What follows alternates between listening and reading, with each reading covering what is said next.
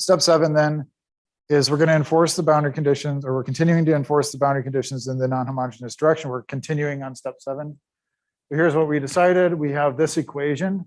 T at y equals h is equal to th is equal to the sum of this stuff. So now we're going to use our concept of orthogonality to help get rid of part of the equation that's causing us problems and solve for each of these constants. All right, so let's do that.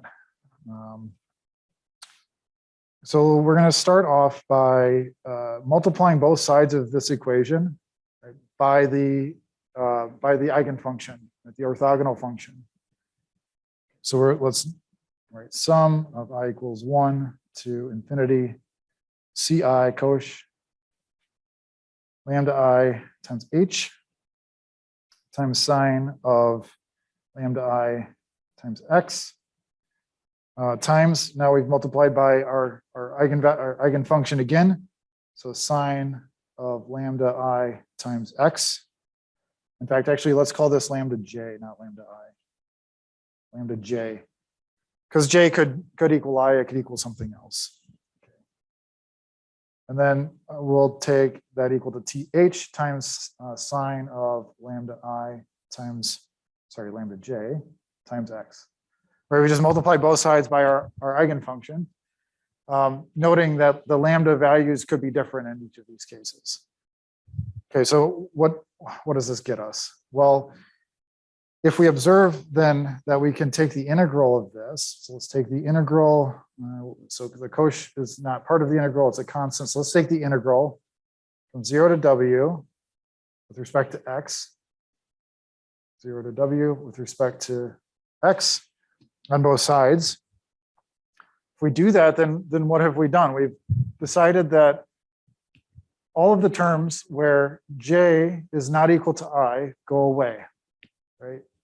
If you're looking at j from 1 to infinity and I from 1 to infinity, anytime where j is not equal to I, that term goes away. The only place where it shows up is if lambda I is equal to j, and so that sine lambda I x times sine lambda j x does not equal 0. So then that sticks around. Okay. So we're trying to do this because we have this definite integral, and we can actually integrate out some of this as part of this equation.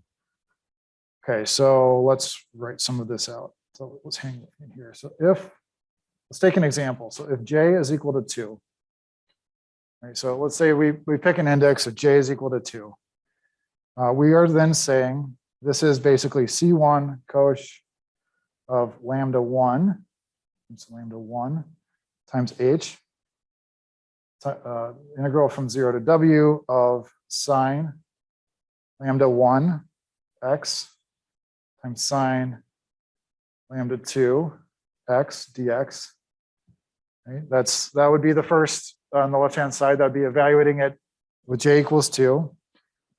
Plus, if we did that again, it'd be let's see, C2 now times cosh lambda 2 h is the integral from 0 to w of sine lambda 2 x sine lambda 2 x dx, right? Plus C3, right? So on. So C3 would then be, C3 times cosh of lambda 3, right? And you just carry this on. Well, let's see, this part here, right, where those two eigenfunctions are not equal to each other, and we're integrating, that has to be 0. Okay, this part here, this has to not be 0. Right? It's basically that function squared. And then everything else down here and so on, that's all 0. Okay, and then that's going to be equal to th times the integral from 0 to w sine of lambda, let's see, which one was this? Sine of lambda 2 times x dx, right? And the right-hand side is not going to be equal to 0 either, right? Because that integral is definitely not equal to 0. Right, so that's our example for j equals 2, but you can kind of apply that concept. So where does that get us, right? Again, that gets us the ability to, so you come to this point. So let me just write it out this way. So if we simplify things down, we end up saying Okay, CI times cosh of lambda I times H times the integral from 0 to W of sine squared lambda I times X dx is equal to the integral from X equals 0 to W of TH sine lambda I times X times dx. Okay, that's still probably not clear where we're going with this, right? But we're getting closer. So we've now gotten to the point where we have this integral, this definite integral that we can evaluate. Right? We can evaluate this integral here based on some value of lambda.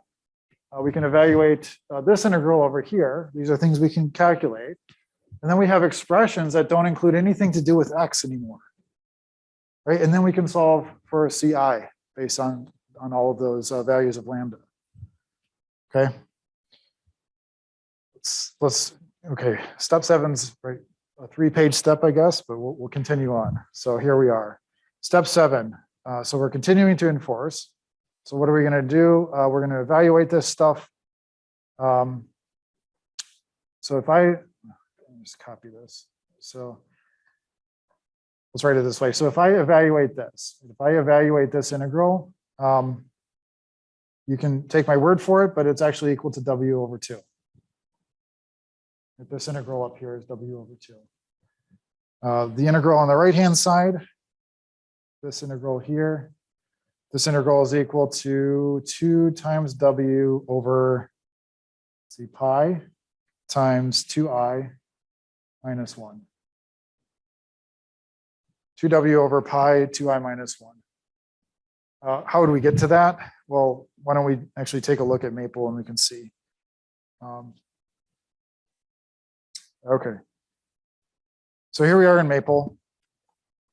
Let's see, this is just the first one. Here we are in Maple. Okay, so we're going to start by restarting. We're going to clear our memory. I just want to show you how to use this int command. Right? Int is like diff. It's the integral command. So what we're going to do for int is you can integrate any function you want with respect to a variable. So I here have, let's integrate x squared with respect to x. What do we get? We get x cubed over 3. Right? That makes sense. Yeah. Sorry. Oh, I'm sorry. Yeah. Let me see. Could I zoom in? This one is problematic. Let me try this. No, yeah, is that better? Okay, so we have x squared, that integral, that makes sense. But we can also do a definite integral. So if we do that same integral, but we want to evaluate x from 0 to 1, we can do it with this nomenclature. So it's x equals 0 dot dot 1. And that gets us the definite integral. That should make sense. So what we're going to do now is for this problem, we have two lambdas that we want to compare. Right? We want to compare an eigenfunction with lambda I and an eigenfunction with lambda j. And look at what happens when I is equal to j and when I is not equal to j. So we're going to first assume that I is an integer.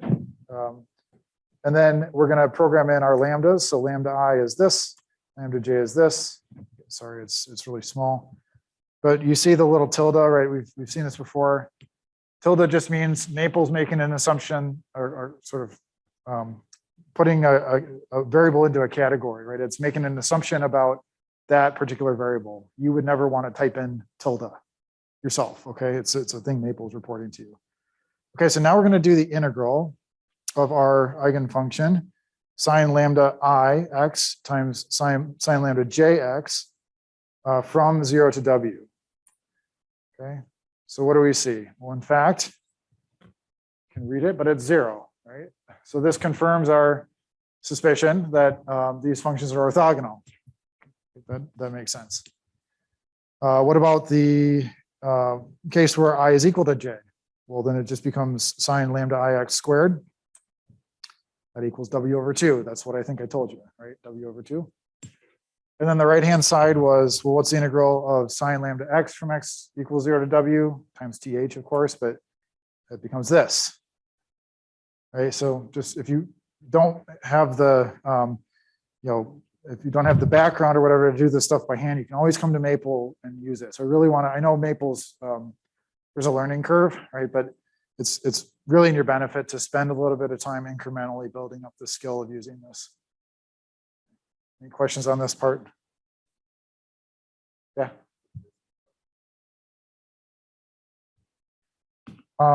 No, I don't think so. I haven't written the exam yet, but I'm not going to make you guys bring computers or anything like that. It'll just be a written exam. So kind of similar to 364 if you've had those classes. Yeah, well, I'll give you more information on the exam on Friday, I think. Let me think about it a little bit. No, I'm not going to make you write down Maple code or MATLAB code. Okay. All right, so we've solved this, these integrals here. We've got our solutions, and let's actually write out what we have. Let's put it back together. Okay, so we now have CI times cosh of lambda I times h. And then that integral was W over 2. W over 2 is equal to, what's the right-hand side? Well, it's TH times what this integral was. So it's times 2W over pi times 2I minus 1. Okay, yeah, question?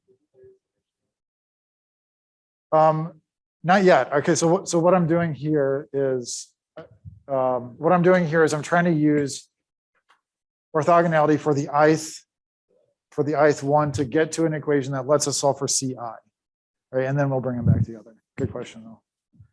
Okay, so here we should see we're here now. We have this solution, so we can solve for CI, right? CI becomes 4 times TH divided by what? Pi times 2I minus 1 cosh of lambda I times h. Hooray, okay. After a lecture and a half, we've got our constants, right? Notice, right, there's no x, there's no y. We can solve these directly as long as we know a value of I and a value of lambda I that goes with it. Right? And we have those are our eigenvalues. Okay. Okay, so now we combine this back with what we had before. So we had before, we said t is equal to the sum from I equals 1 to infinity of CI, which we just solved for, cosh lambda I y sine lambda I x. Okay, where lambda I is equal to 2I minus 1, that quantity times pi divided by 2W. Here's our solution. Right, this is it. We have our constants, unknown constants. Every single one of them we can evaluate.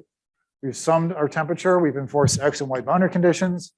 We've solved for our eigenvalues, and everything's come back together. Okay. So this is like laborious, right? But look at now what we have. We have this really simple, elegant solution in terms of x and y. We have cosh of something times y times sine of something times x. And this solution is going to let us model a 2D problem with the boundary conditions that we started with. Right? Now, as you saw in the lecture quiz, if you have different boundary conditions, you might have different eigenvalues. You might have a different eigencondition, depending on whether you're doing Cartesian or cylindrical. The approach might differ a little bit, but these are the basic steps, and this is kind of the way that you're going to go through the problem.